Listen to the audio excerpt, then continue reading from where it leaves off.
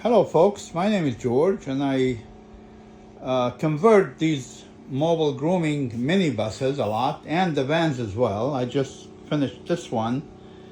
So this one here is a minibus, beautiful, right? Look at all you have two cabinets, you take the big dogs here, right into the tub so you don't break your back. You also have a nice sized grooming table. You have another seat for your passenger. You have a 48-inch tub, 30 gallons, gray water tank underneath the tub right here, and this is your drain with a valve. You can open it, close it. Two pumps back here, one for the heat exchanger, one for the hose, your sprayer. 50 gallons.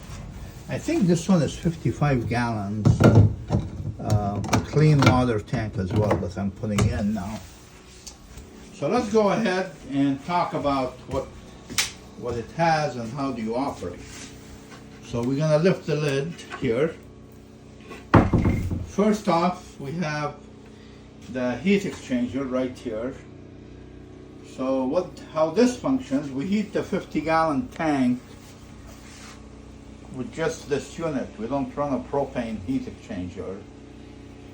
So we take water from the engine, if you see here, coming in, running in the heat exchanger, coming out back to the engine.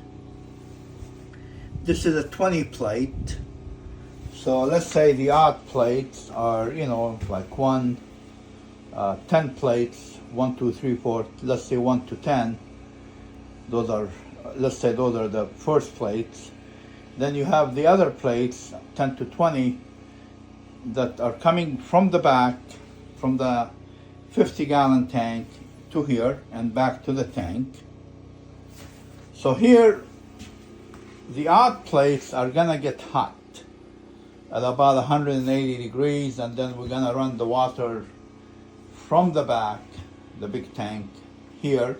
So they're gonna be sandwiched in between the odd plates, and you have 180 degrees, let's say the back is about 60 degrees. Within 10 minutes, you have 80-degree water sitting back here, in the 50-gallon tank. So make sure you don't run it a lot. Test it 10, 15 minutes, and that's it. Shut it off, and you're good for the rest of the day. If you need to warm it up or you have more dogs, you got more water, well, yeah, do it again, And the way it works is that we turn on the pump, and you can hear it continuous.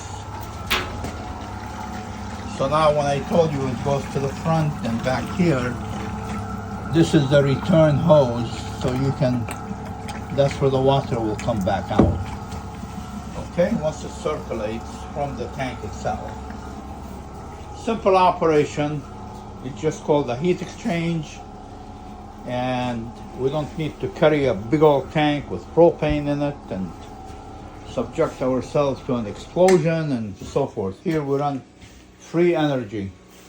The engine has to be running, obviously, because we need the hot air, the hot water from there to come in here. So when you get your first appointment, your car is nice and hot, and while you're going in to get the dog from the owner, just turn it on, let it run, Come back out, test the water, good. Now you're good to go with bathing the dog. Next step, we have 6 batteries. Those are 12-volt batteries, and they run in parallel, not in series.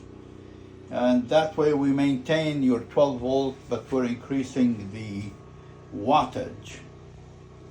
From there, I take it into here, and then this is a bar, so you have many inputs.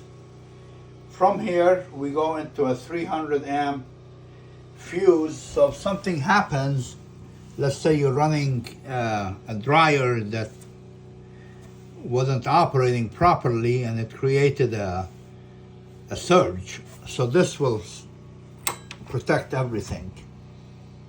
It'll come on like this, then you just fix whatever, put it back in. Now you have electricity again going to the inverter. The inverter itself is a 5,000 watt Jupiter, and you turn them on from here, and you see here we have green lights. Wow, that's quite a bit of green, and the reason why is because I have solar on this bus. So here on top of the bus I put two 200 watt panels. This is a charge controller that will take, see now we're at 14.2 volts. That's beautiful.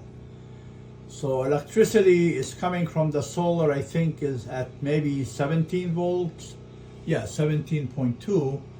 And then the charge controller then regulates it and brings it down here, and I've connected them to the batteries, right? One red one here and a black one here to circulate into the battery bank, therefore charging it. I haven't even used the charger. This thing filled up just from the sun. And then here we have a 75 amp charger that we plug in at night just to make sure we top everything off. It's a smart charger, and then in the daytime you have sun, so you've got about 6,000 watts of power here. The sun here, like in the LA area, we have 8 hours of sun, 400 watts, another 3,200 watts, man. That's 10,000 watts. You can run your household, which is really good. Then on your pumps, the other switch here, we have it, that's for the hose, right here, right? So that turns on the other pump.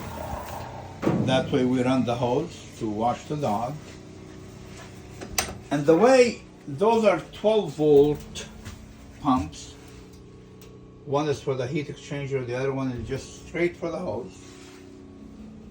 So here is their wiring, right? Positive, negative.